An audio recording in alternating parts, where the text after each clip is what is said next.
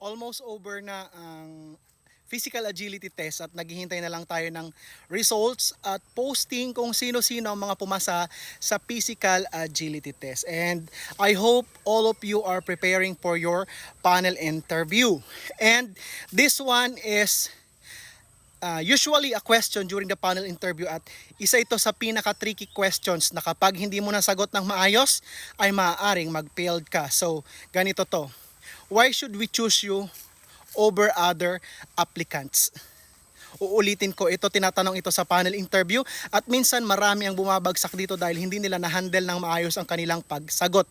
The question is, why should we choose you over other applicant? Kapag ito hindi mo nasagot, maaaring mag-failed ka rin sa panel interview mo. Antayin ko ang sagot mo sa comment section. Comment ka lang para mag-upload pa ako ng iba't ibang mga questions para sa panel interview na makakatulong sa'yo. Malay mo, balang araw makita kita sa oath taking. Ako si 124, ang inyong certified kupal na palagi ninyong maaasahan. Bro, kupal tots, masakit pero may saysay. Tinutulungan ko kahit minsan mahirap tanggap.